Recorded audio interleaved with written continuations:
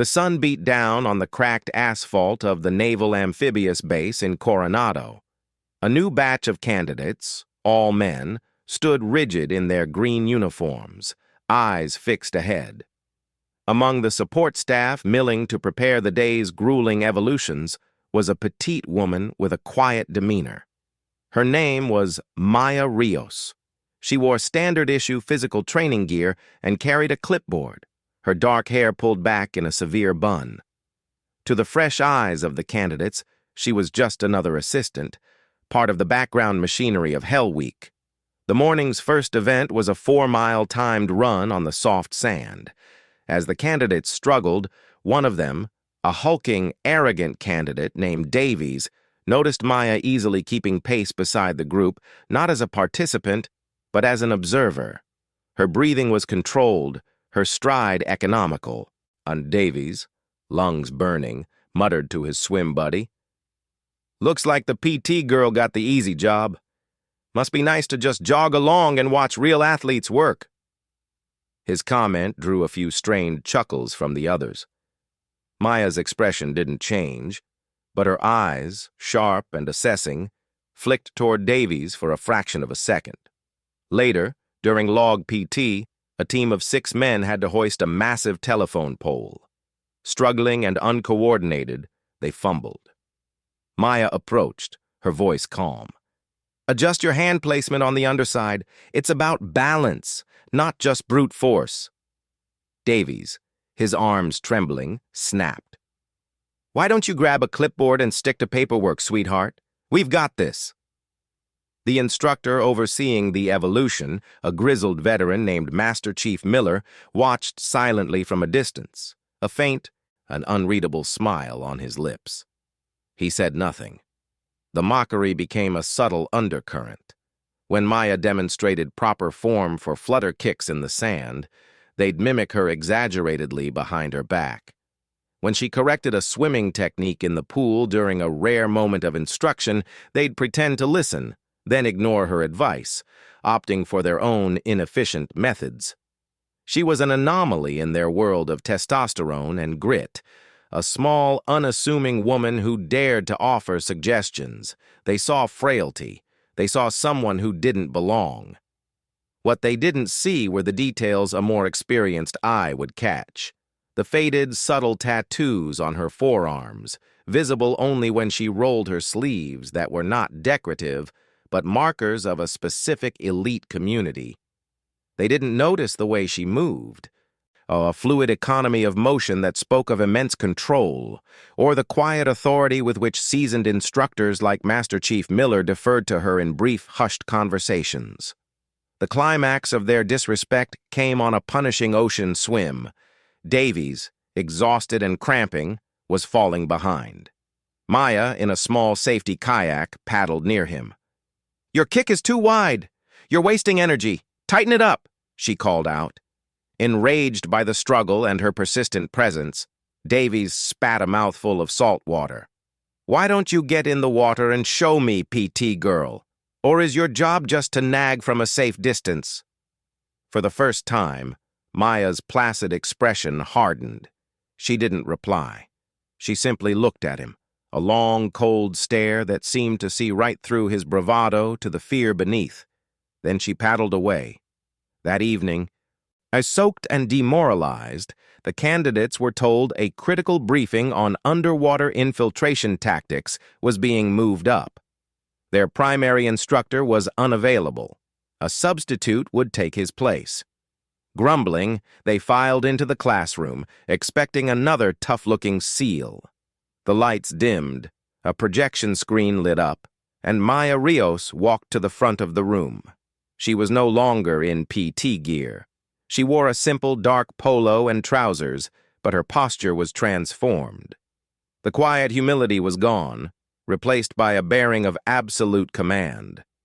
The room fell utterly silent. She didn't look at Davies. She looked at all of them. "Good evening," she began, her voice clear and carrying, devoid of any earlier softness. "My name is Senior Chief Maya Rios. For the next 2 hours..." as I will be teaching you how to not die during a nighttime underwater approach." She clicked a remote. The screen displayed a classified slide showing complex tidal charts and infiltration routes. At the bottom of the slide was a small, unmistakable credential: Lead Instructor, Advanced Tactical Training Division. A cold wave of dread washed over the candidates. Davies felt his stomach drop to his feet. The PT girl picked up a laser pointer. "We begin with the limitations of the Draeger rebreather in strong cross-currents. Pay attention. Your future teammates' lives will depend on this." The lesson was meticulous, brutal in its complexity, and delivered with an authority that brooked no question. The mocking, sneering candidates were now just silent, wide-eyed students, realizing with terrifying clarity that the person they had belittled for days held profound life-and-death knowledge over them. The classroom, not the surf, became the first true drowning pool of their training. The classroom briefing was a seismic shock, but the real earthquake hit at dawn the next day. The candidates assembled on the grinder, the cold morning air biting. They expected Master Chief Miller. Instead, Senior Chief Rios stood before them, her hands clasped behind her back. The easygoing assistant was completely erased. In her place was a statue of focused intensity. "Yesterday, you displayed a profound lack of judgment," she stated, her voice cutting through the fog. "You assessed a book by its cover and found the cover lacking. In our line of work, that kind of error gets people killed. Not just you, your brothers. See, civilians. Today, we recalibrate your judgment." The evolution was called the Gauntlet. It was a punishing, non-standard obstacle course combining the O-course, the surf, and tactical problem-solving. Maya didn't just supervise, she led from the front. She showed them how to traverse the cargo net with silent efficiency, not frantic speed. She demonstrated a modified low crawl under barbed wire that minimized exposure and energy expenditure. Every movement was a lesson in applied physics and physiology. When they hit the water for a combat swimmer transit drill, she was in the water with them, not in a kayak. Her stroke was a thing of terrible beauty, powerful, precise, and devastatingly fast. Davies and the others who had mocked her easy job now fought to keep her wake in sight, their lungs screaming. She exited the water barely winded and immediately began dissecting their technique flaws with surgical, humiliating precision. "Davies," she said, as he vomited salt water on the beach, "your bilateral breathing is a mess. You're turning your whole body, creating drag. You look like a wounded sea lion. Fix it." There was no malice in her tone, only cold, factual assessment. It was more crushing than any insult. The most transformative moment came during a land navigation segment in the brutalizing hills. A candidate, not Davies, but a younger man named Ruiz, twisted his ankle badly. He was in genuine pain, unable to put weight on it. The team, focused on their time, began to argue about leaving him to summon a medic. Maya appeared beside them, silent as a ghost. She knelt, her hands expertly probing Ruiz's ankle. "It's not broken. It's a high-grade sprain," she said. Then, without a word of instruction, she hoisted Ruiz onto her back in a fireman's carry. She was a full foot shorter and at least 80 pounds lighter than the muscular candidate. The men stared, dumbfounded.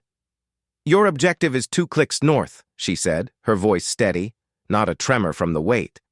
"Your team is now a man down. Adapt your route and security posture accordingly. Move." She carried Ruiz the entire 2 kilometers over rocky, uneven terrain, never faltering, her breathing measured. She wasn't proving a point about strength. She was demonstrating the core ethos. Never leave a man behind. The act was a silent, profound rebuke to every sneer, every muttered comment about weakness. Ruiz, from his perch on her shoulders, whispered a choked, "Thank you, a senior chief." She merely adjusted her grip and kept moving. That night, in the barracks, the atmosphere was funereal. The bravado was gone. Davies sat on his bunk, staring at his hands. I called her sweetheart, he muttered, the shame a physical weight. The candidate who had mimicked her flutter kicks, a man named Chen, said quietly, "She carried Ruiz like he was a backpack. I couldn't have done that for half the distance." They were beginning to understand. This wasn't about a woman being tougher than them. This was about a warrior of immense capability whom they had failed to recognize, their vision clouded by prejudice. The respect they had thought was earned solely through loud commands and visible scars now wore the quiet, unassuming face of Maya Rios. The lesson was sinking in, deeper and more painful than any cold ocean wave. The training shifted into its most demanding phase, nighttime over-the-beach operations and close-quarters combat, CQB. The candidates, their earlier arrogance thoroughly sandblasted away, now watched Senior Chief Rios with a wary, intense focus. They were beginning to see the ghost behind the figure, the years of experience in her efficient movements, the strategic mind in her planning. During a midnight surf passage exercise, the conditions turned treacherous. The waves were punishing, the current stronger than predicted. A two-man buddy team, disoriented in the dark, was being swept off course toward a jagged rock jetty. Panicked shouts crackled over the radio. From her position on a safety boat, Maya's response was immediate and calm. She didn't yell. She issued a rapid series of concise orders to the boat coxswain, then, in full gear, dove into the black churning water. The candidates on the beach watched, hearts in their throats, as her silhouette, barely visible, cut through the surf with powerful, deliberate strokes. She reached the struggling pair not with brute force, but with controlled authority. They were flailing, exhausting themselves. They heard her voice, sharp and clear over the roar of the sea. "Stop fighting it! On my count, breathe and duck under the next breaker, now!" Her command pierced their panic. They obeyed. She guided them, using the current rather than fighting it, on a diagonal escape vector away from the rocks. It was a masterclass in water rescue under duress. When they finally stumbled onto the sand, coughing and shaking, she was already checking them for injuries, her own breathing barely elevated. And she had not just saved them, she had controlled the chaos itself. Davies, watching from the shoreline, felt a profound shame. This was the person he had told to stick to paperwork. The next day in the CQB shoot house, the final layer of the onion was peeled back. The candidates were learning room-clearing procedures. It was slow, clumsy, and dangerous. Maya observed their stilted, overcautious movements. After a particularly botched run where the enemy targets remained unscathed and the hostage was theoretically shot twice, she called a halt. "Your problem isn't technique, it's trust," she stated. "You're moving like individuals, not a single organism." She then did something unprecedented. She requested a volunteer enemy from the cadre, a seasoned SEAL known for his aggressiveness. She then picked two candidates, including a visibly nervous Chen. "You two, with me, we're the entry team." The candidates were stunned. An instructor was running the drill with them? Maya didn't don full gear, just a helmet and a marked training weapon. "Chen, your point. I'm right behind you, listen to my taps, move with me, not for me." The exercise began. The moment they crossed the threshold, the scenario erupted into chaos. The role-player adversary was fast and unpredictable. Chen froze for a critical second. Maya, from directly behind him, didn't shove him aside. She gave a sharp, specific pressure tap on his left shoulder. He reacted instinctively, pivoting left as she flowed right, their fields of fire merging seamlessly. A silent communication passed between them, a nudge, a shifted stance.